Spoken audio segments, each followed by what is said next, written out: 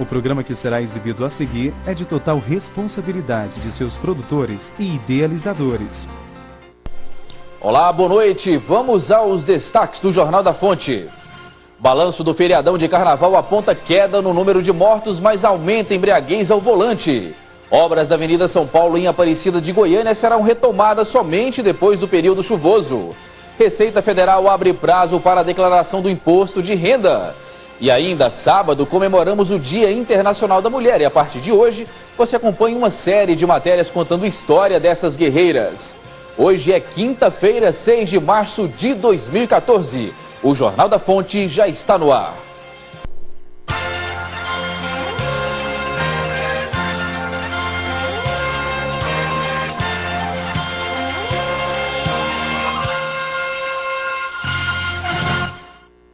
As polícias rodoviária federal e estadual divulgaram nesta quinta-feira o balanço da Operação Carnaval nas rodovias goianas. Segundo as corporações, houve uma diminuição no número de mortes em comparação ao ano passado. Em compensação, cresceu o número de embriaguez ao volante e de motoristas dirigindo em alta velocidade. Com os números da PRF e da PRE fechados, o Carnaval de 2014 resultou em 14 mortes. No mesmo período do ano passado, o número de óbitos foi de 17, uma queda de 17%. De acordo com as polícias, a principal causa dos mais de 200 acidentes registrados em todo o estado se deve ao excesso de velocidade. Mais de 6 mil veículos autuados pelo excesso de velocidade, o que é preocupante. Apesar de todas as campanhas, apesar de todas as informações quanto às mortes nas estradas devido ao excesso de velocidade, e essa quantidade é muito grande de pessoas flagradas, inclusive com velocidades espantosas, né? A 200 km por hora, como foi alguns veículos flagrados, caminhões andando a 140 por hora, foram flagrados vários, então é muito preocupante. Nós tivemos também em torno de 4.000 autuações de excesso de velocidade nas rodovias estaduais. Então, na verdade, não há assim uma diferenciação entre os comportamentos, independente de onde o condutor trafega, tanto na rodovia federal quanto na rodovia estadual, o comportamento é o mesmo. De acordo com a PRF e a PRE, a redução no número de vítimas fatais se deve à maior fiscalização, o que já começa a ser discutido para o próximo feriado, que será o da Semana Santa no mês de abril. Esperamos que com todas essas imagens que nós fizemos, com todas essas multas aplicadas em velocidade, no próximo feriado, que é a Semana Santa, as pessoas tenham mais consciência e a gente consiga ter um feriado mais tranquilo ainda. Uma preocupação maior porque nós teremos também o feriado de 21 de abril na segunda-feira. Mas nós temos também um fator favorável, que é a diminuição dos níveis de chuva. Então são fatores que causam realmente um prejuízo maior, mas nós teremos uma facilidade. Mas no tocante a isso, o trabalho da Polícia Militar é o mesmo, porque ele envolve comportamentos de condutores, tráfego de veículos nas rodovias e a imprudência. As principais agências de classificação de risco têm sinalizado preocupação com o futuro da economia brasileira para 2014. O FMI elevou a projeção de crescimento mundial de 3,6% para 3,7%. Já em relação ao Brasil, a expectativa foi reduzida de 2,5% para 2,3%. Apesar dos indicadores desfavoráveis, o governo tem afirmado que o país está seguro. A pergunta que fica é, será que realmente o governo tem as rédeas do Brasil ou o Planalto minimiza os problemas por conta da eleição desse ano? Sobre esse assunto eu converso agora com o educador financeiro da Clínica de Finanças, José Mário Carvalho dos Santos. José Mário, boa noite, prazer recebê-lo aqui no Jornal da Fonte. Boa noite.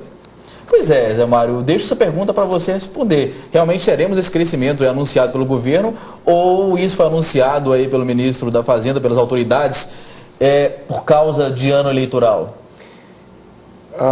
Pelo que nós vimos nos últimos anos, a declaração do governo não deve se confirmar, né? Sempre no início do ano o governo fixa um crescimento para o PIB, uma meta de inflação, e quando nós chegamos em dezembro, esse crescimento não acontece e a inflação ultrapassa aquela taxa que foi prevista no início do ano.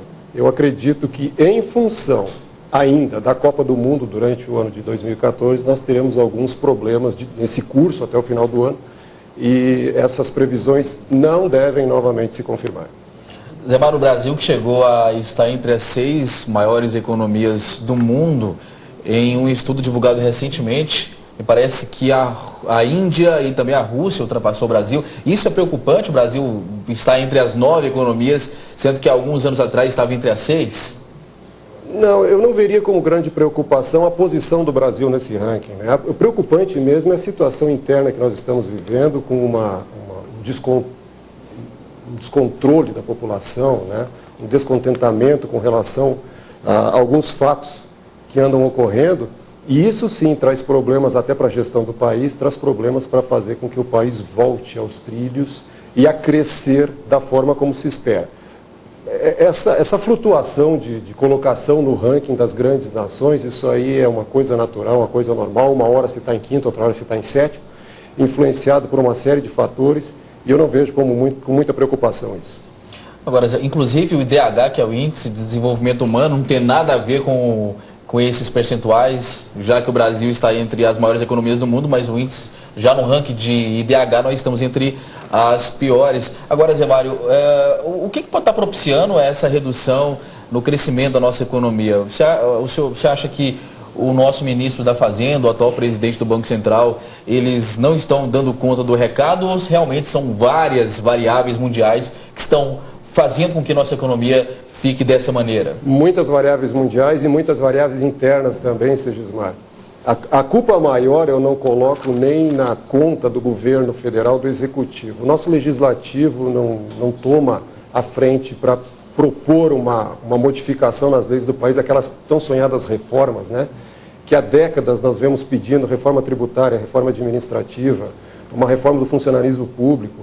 Tudo isso faz com que o Brasil vá ficando para trás no ranking das nações desenvolvidas. O índice de desenvolvimento econômico fica cada vez pior, porque as outras nações, elas vão se adaptando, vão se ajustando à medida em que o tempo passa, e nós ainda temos alguns resquícios antigos que não são removidos do caminho. Eu vou dar um exemplo: a CLT, né, que hoje ainda é a lei maior que regula a relação trabalhista no Brasil, é da década de 1940 e pouca coisa mudou de lá para cá. Nós precisamos nos convencer que isso realmente é necessário, é fundamental, se nós quisermos ver o país como um Brasil dinâmico, à frente, tomando à frente do desenvolvimento mundial, porque condições para isso nós temos.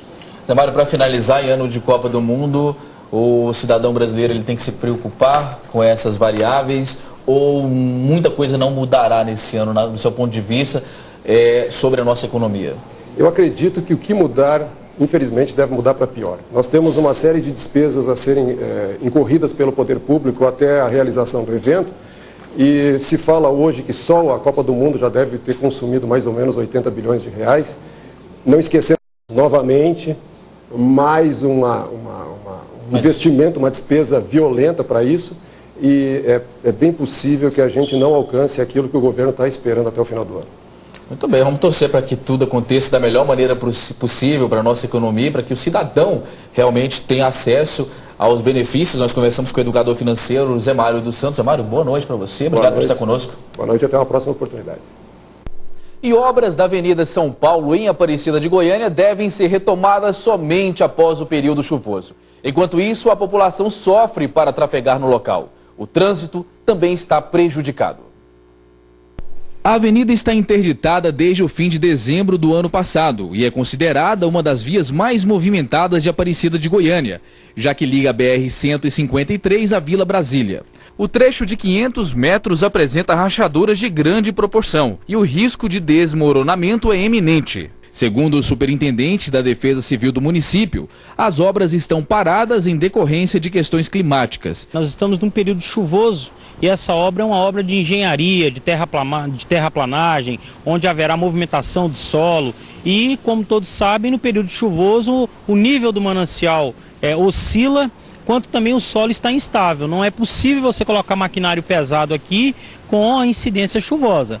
E com a interdição, essa pista da Avenida São Paulo acabou virando uma via de mão dupla, já que os motoristas acabam tendo que dividir a pista. O local até está sinalizado, mas a gente percebe que essa parte, por algum motivo, acabou sendo quebrado, ficando aberto, exposto para qualquer pessoa que pode entrar no local, que apresenta várias rachaduras e também a cratera, que inclusive é muito grande. Vou conversar aqui com um morador, o Fabiano. Fabiano, acaba que o trânsito aqui fica muito complicado, né? Essa via se transformar de mão dupla. Sim, essa via o que está acontecendo é o seguinte, ela, mão única, era mão dupla, tornou mão única e as pessoas fazem a conversão contra a mão ali, onde que ocasiona acidentes que eu já avistei e também muitos problemas para a população que está morando aqui no entorno. Enquanto isso, pedestres e bicicleteiros acabam se virando como podem para trafegar pela via. Para alguns, o jeito é passar pelo canteiro central da avenida, bem próximo da cratera. A gente passa perigo até de um carro pegar a gente aqui. Se andar aqui contramão, os carros passam por cima, né? Tem que andar nos canteiros, né? Fica mais isso aqui, né? Isso aqui para ficar bom tem que manchar essa ponte todinha e fazer outra. De acordo com a Defesa Civil, apesar da paralisação das obras no local, funcionários da prefeitura fazem um monitoramento para evitar acidentes no trecho. Para o superintendente do órgão, não existe risco da outra pista ser atingida pela cratera. Todos os dias os nossos agentes vêm até o local, fazem a avaliação e se pelo menor risco que venha a ocorrer, nós estaremos então tomando providências e também trazendo a informação para a população.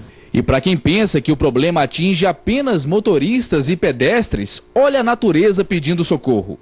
Esse cágado precisou de uma ajudinha para continuar a seguir o seu curso.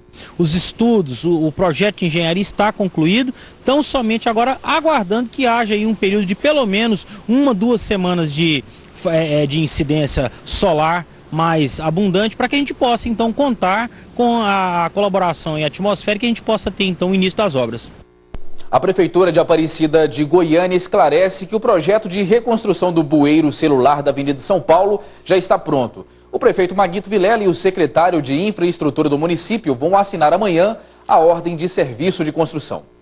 E eu chamo agora a repórter Cristiane Rodrigues com as últimas informações da noite. Cristiane, boa noite. Boa noite, Segismar. Boa noite para você que está em casa. Eu chego com uma boa notícia. A diretoria do Hemocentro informou hoje que a campanha de doação de sangue que aconteceu antes do Carnaval superou a expectativa. A meta inicial estipulada era de 350 bolsas e entre os dias 24 de fevereiro e 1º de março foram captadas 793 bolsas, ou seja, mais do que o dobro, né?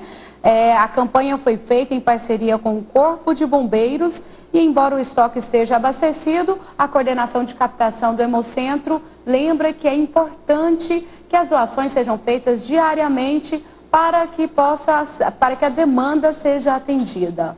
Com você, Segismar. Ok, Cristiane, muito obrigado pela sua participação. Tomara, né, que essa média seja mantida entre os doadores e veja a seguir.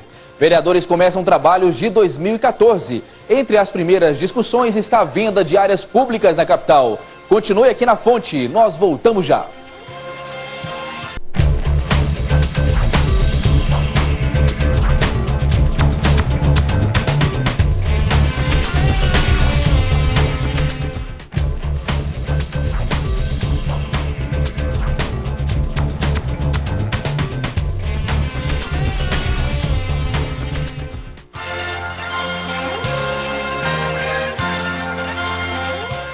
A Câmara Municipal de Goiânia voltou a apreciar os vetos do Executivo com voto aberto. O anúncio foi feito nesta manhã, durante sessão ordinária.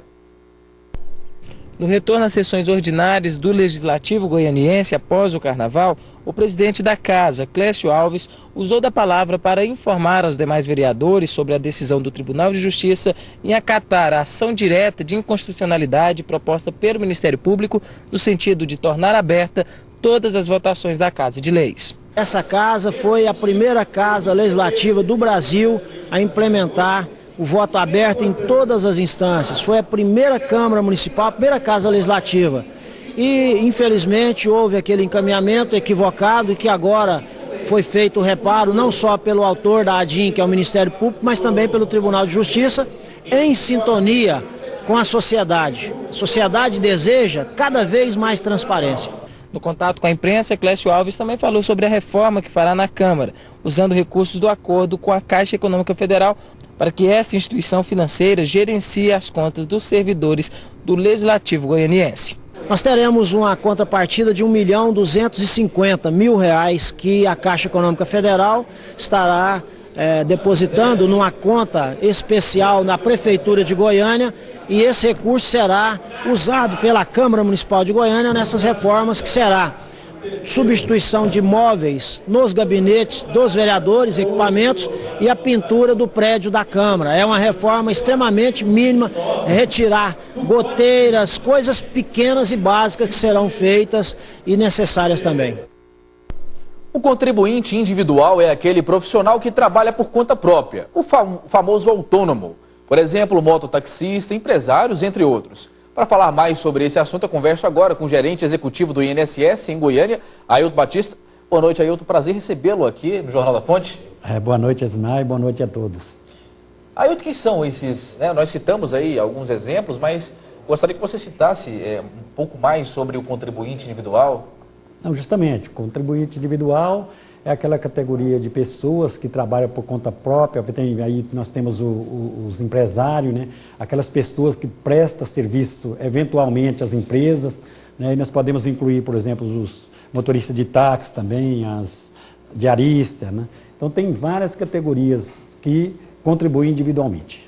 E de que maneira? A contribuição, Ailton, ela é feita como as outras pessoas, os outros funcionários, né, fichados, realizam, ou existe uma maneira peculiar para essa contribuição? Não, a contribuição do contribuinte individual, ele contribui com 20% do valor do salário. Então, assim, se ele faz opção para contribuir sobre o salário mínimo, ele vai contribuir 20% do salário mínimo. Se ele faz uma opção para contribuir com um valor maior, até o teto, que hoje seria de R$ 4.159, ele vai contribuir 20% desse valor. Agora, existe aqueles que, fazendo a opção para contribuir sobre um salário mínimo, ele pode pagar com a tarifa reduzida, mas aí ele só vai ter direito de receber benefício de um salário mínimo. Aí ele poderá contribuir com 11%.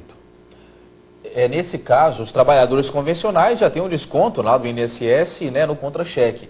Como que essas pessoas fazem para fazer o pagamento do benefício?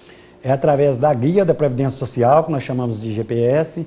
A pessoa pode entrar na internet, através da internet, preencher essa guia, lá tem toda a forma de ser feito, né, e colocar os valores, imprimir e pagar numa agência lotérica ou até mesmo na agência bancária. Ailton, o contribuinte individual, ele tem os mesmos direitos dos demais contribuintes ou tem algumas questões que se diferenciam? Não, ele tem os mesmos direitos da pessoa que trabalha como empregado. A única diferença é que se ele fizer a opção para contribuir com 11%, ou então igual o caso da dona de casa de baixa renda, que pode contribuir com 5%, aí ele vai ter direito ao benefício de um salário mínimo, aí o valor é somente um salário mínimo, e não vai ter direito à aposentadoria por tempo de contribuição ou levar uma certidão de tempo de contribuição também, se algum dia necessário for para levar para outro regime em que ele for trabalhar. É grande o número de pessoas, de contribuintes individuais atualmente na nossa cidade? Sim, existe um número razoável de contribuintes, mas existe muitos ainda que não têm conhecimento, que pode estar contribuindo individualmente para ter direito aos benefícios. E eu digo assim, que a Previdência Social é uma das seguradoras assim, mais baratas do país. A pessoa, a partir do momento que ele já começa a contribuir, tem vários benefícios na Previdência, que não no momento que ele paga a primeira contribuição, ele já está amparado. Então, é importante a pessoa ligar no 135, pedir maiores informações e começar a contribuir. Por exemplo, a pensão não tem carência.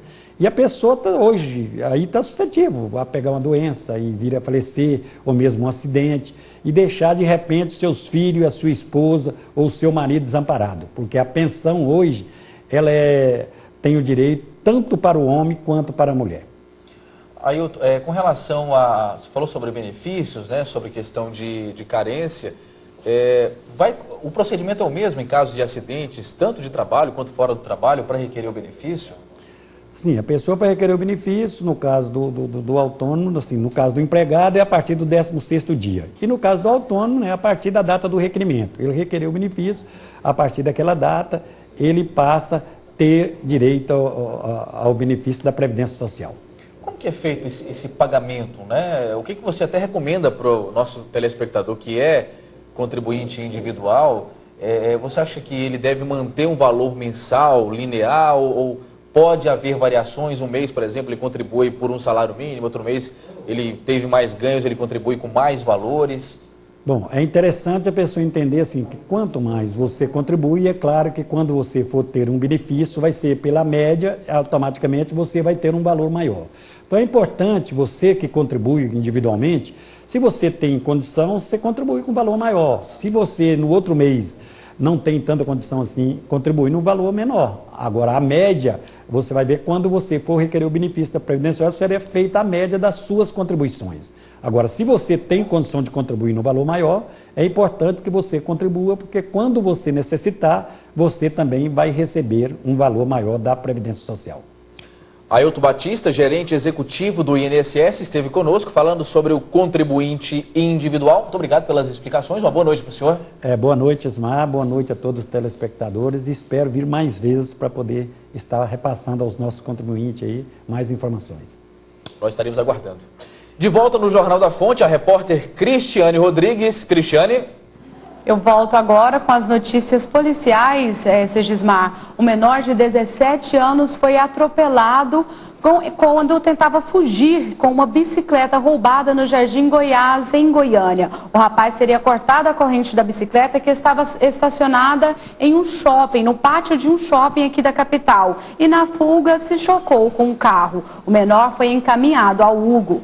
Um homem de quase 40 anos levou um choque elétrico no setor sudoeste da capital. Segundo o Corpo de Bombeiros, ele estava no ambiente de trabalho e manuseava uma solda elétrica quando o acidente aconteceu. O homem foi encaminhado ao Hugo e passa bem.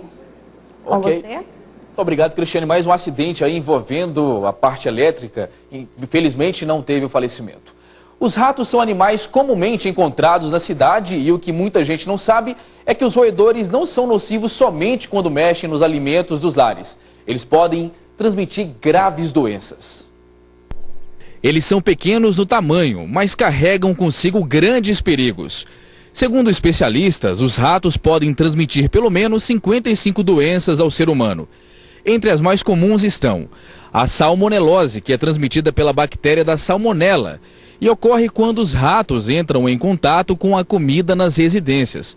Como consequência, a pessoa que ingere o alimento contaminado passa a ter infecção alimentar. Os principais sintomas são diarreia, vômito e desidratação. A hantavirose é um vírus transmitido por ratos silvestres, por isso a doença comete apenas pessoas que moram na zona rural. Os principais sintomas da hantavirose são febre, dor nas juntas e dor muscular. E com o período chuvoso, a leptospirose é a doença que mais chama a atenção das autoridades. Os principais sintomas são febre, náuseas e mal-estar. Ela é transmitida pela urina dos roedores através de uma bactéria, que contamina enxurradas, poças d'água e a água que fica parada nas ruas. Quando ocorre uma inundação, onde fica aquela água parada, essa urina se mistura com a água, né, da inundação, e a pessoa transitando naquele ambiente úmido, né, com as pernas molhadas, se ele tiver pequenas feridas, até imperceptíveis, pode haver a contaminação através dessas pequenas feridas, e que é uma doença de relativa gravidade. Por ano, uma ratazana pode ter até 200 filhotes, que por sua vez começam a se reproduzir a partir do 3º mês de vida. Por isso, algumas medidas são importantes para evitar a proliferação dos roedores. Evitar guardar alimentos sem o devido cuidado, por exemplo. Alimentos fora da embalagem, né, ou com a embalagem rasgada, e a gente orienta as pessoas a colocar esses alimentos que já tiveram o início do consumo em latas ou em vasilhames de vidro, né, que aí essa pessoa vai impedir o acesso do rato nesses alimentos. Outra recomendação é que os donos de cães evitem deixar sobras de ração nas vasilhas onde os animais se alimentam, já que, segundo a vigilância sanitária, os ratos podem urinar na sobra de comida, que por sua vez poderá transmitir doenças. Em casos de locais infestados por ratos, a recomendação é ligar para o número 156 e fazer uma solicitação de atendimento. E a Receita Federal começou hoje a receber a declaração do Imposto de Renda 2014 para a pessoa física. É hora de se preparar para cumprir mais esta obrigação. Veja nessa reportagem como domar o leão. Chegou a hora de acertar as contas com o Leão. A Receita Federal já começou a receber as declarações do Imposto de Renda Pessoa Física 2014, referente às rendas recebidas ao longo do ano passado.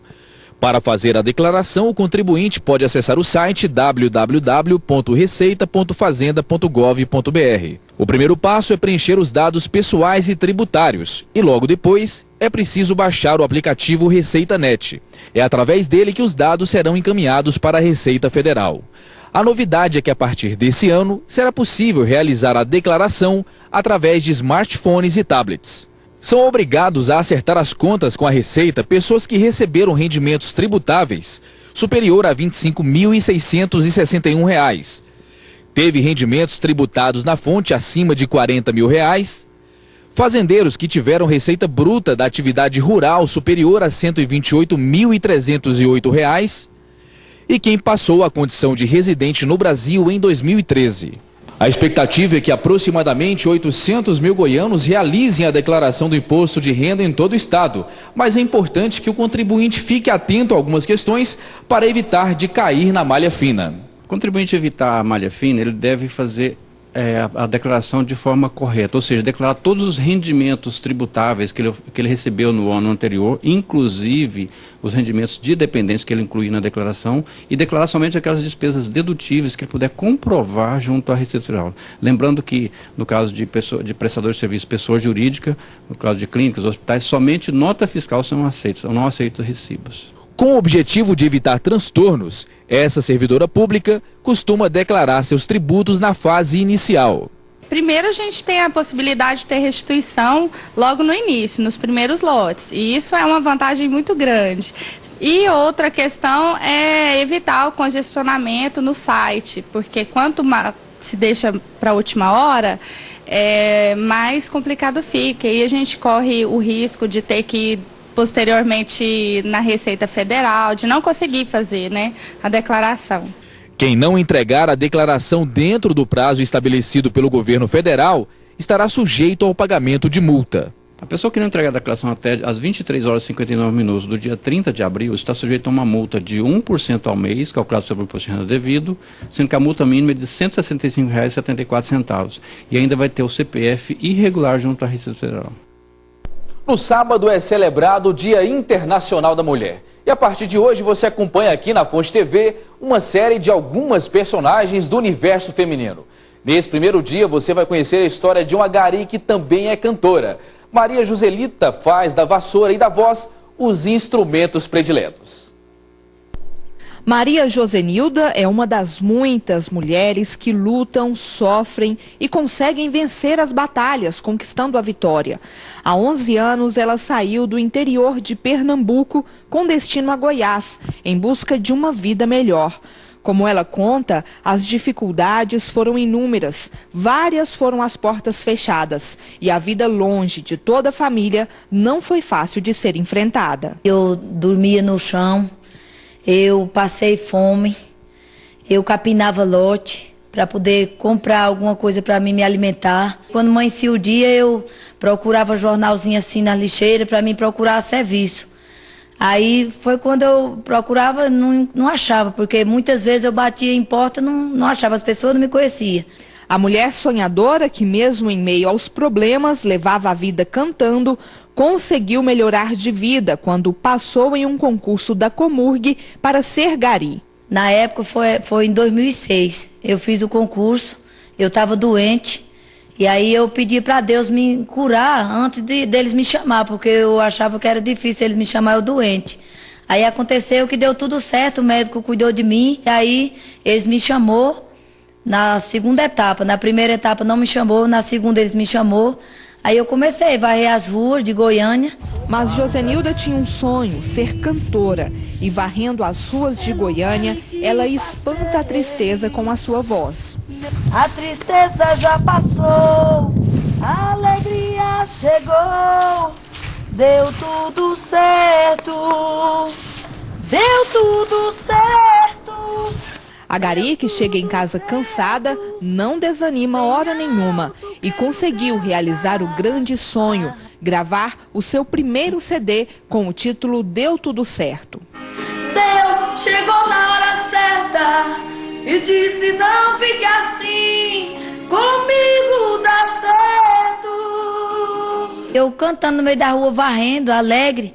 Aí liguei um dia numa rádio e o pastor dessa rádio, ele pregou e expandiu o meu nome, falou assim que era um talento que estava no meio da rua, cantando, adorando ao Senhor, e que eu tinha que, como a pessoa investir em mim, né, que eu tinha sucesso, que minha voz era bonita. Foi quando a cantora Renilda Maria, com seu esposo, ouviu eu cantando na rádio e falou que ia me ajudar, que ia investir em mim. Aí me levou na gravadora no dia 31 de janeiro, ela falou que já estava com o meu CD gravado e deu certinho.